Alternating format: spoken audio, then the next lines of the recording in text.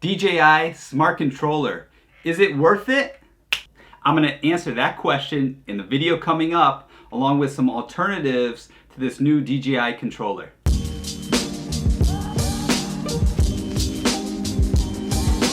All right, I've seen a lot of reviews, a lot of people talking online, other YouTube videos about this controller.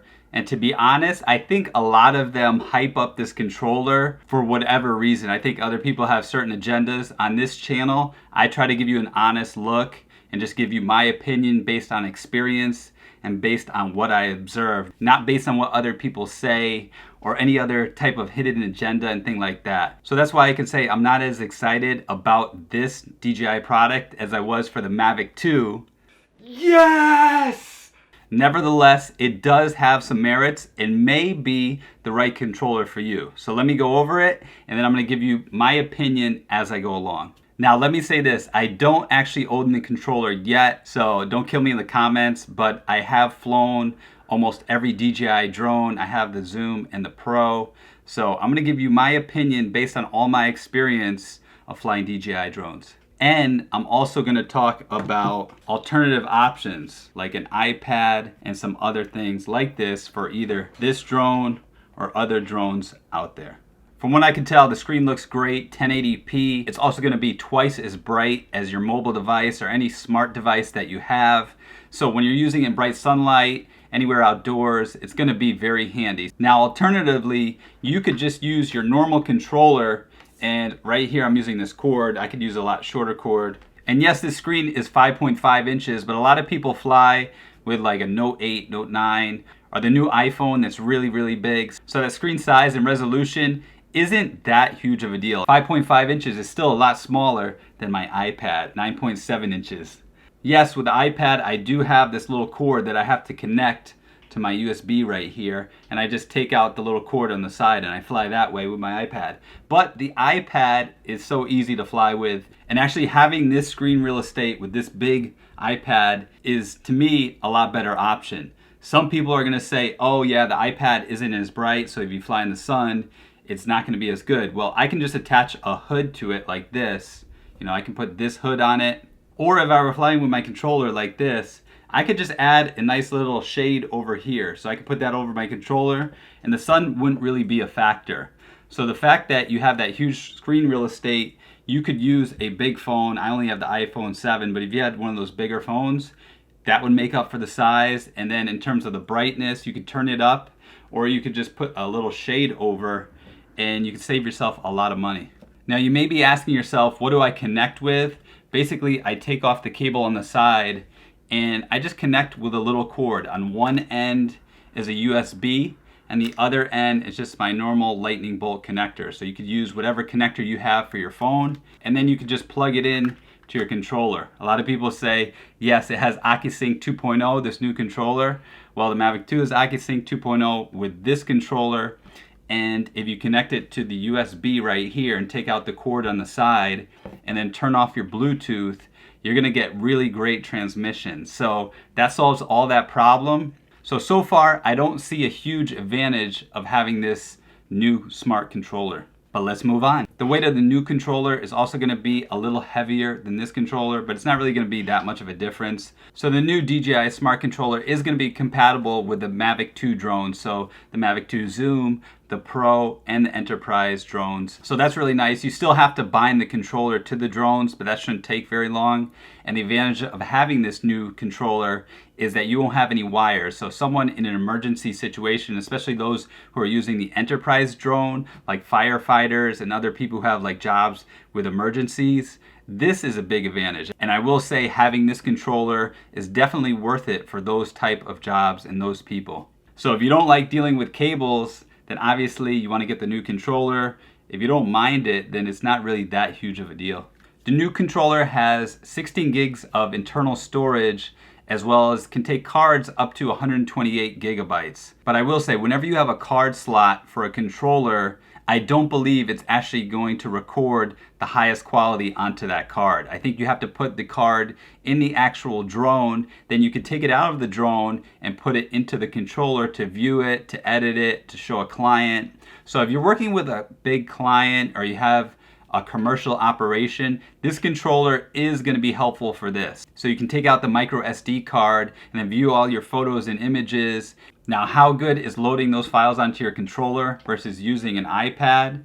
I don't know yet. We're going to have to see. And you can use third-party apps as well, such as Lychee, Drone Deploy, Pix4D. So if you do any type of mapping or advanced photography and video techniques and use other apps, then this controller is going to be helpful. But once again, like I've said before, you could do that also on an iPad and save yourself some money. One thing it says is that the Mimo app is also supported. So that's the app for the Osmo Pocket. I don't know if you can use this new smart controller to control the Osmo Pocket.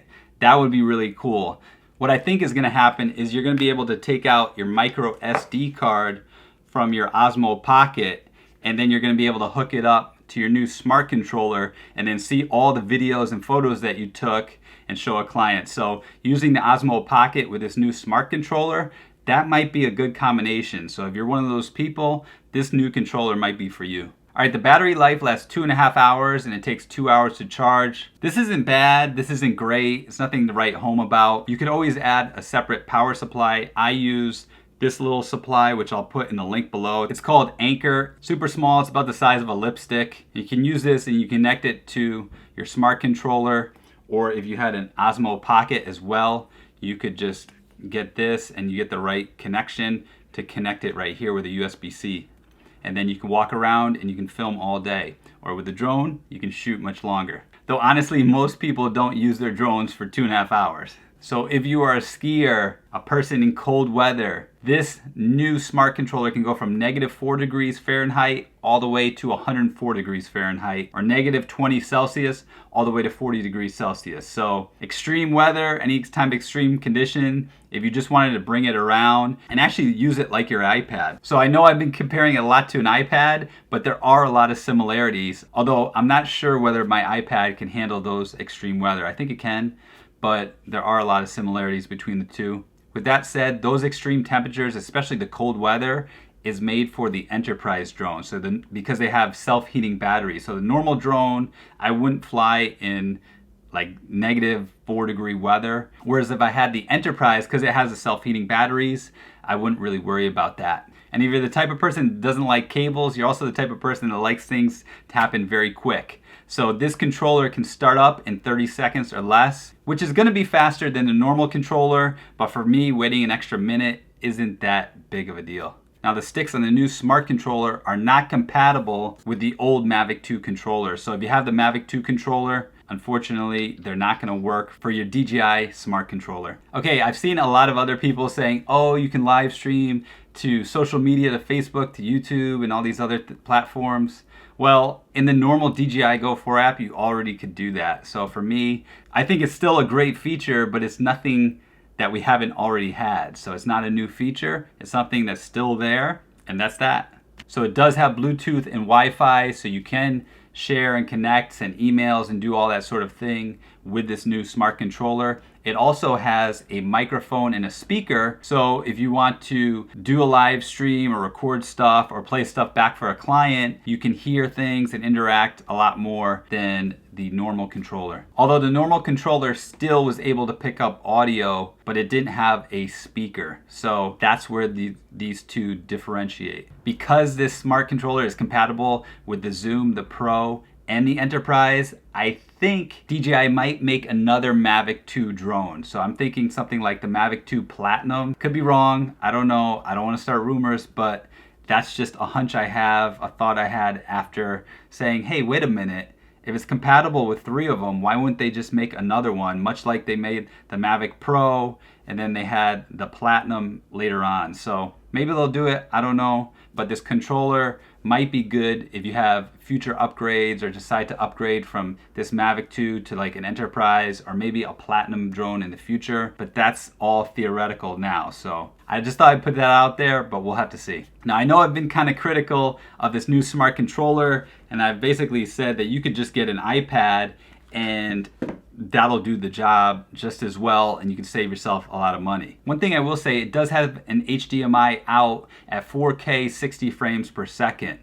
So that's pretty cool, because Then I could hook up my footage I shot with my Osmo Pocket at 4K 60 frames per second, take out this micro SD, put it in my new smart controller, and then hook it up to a monitor, show a client that. So I could use my controller, not just for my drone, but then I could use it with my Osmo Pocket to show a client what I've been shooting. Now the Osmo Pocket looks kind of small for a professional shoot or a commercial shoot, but it really does produce outstanding footage. So I think a lot of people are going to change their perspective and their view of size and what cameras and things do. I think DJI has done a great job of changing that perspective, and the Osmo Pocket is a huge step in that direction. So if you are a professional drone pilot, you could hook up your smart controller to a separate monitor. You could show a client while you're shooting. They can see everything you're shooting live. This is the same as the Crystal Sky too. So if you already have a Crystal Sky, you probably don't need this controller because you're already able to do this because it has the HDMI out port. With that all said, if you decide to get an iPad instead of this new controller,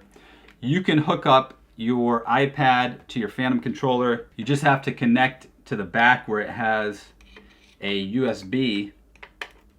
You can fly like that. Now you might say the Phantom controller doesn't have that HDMI out port, which the new controller has for the Mavic 2.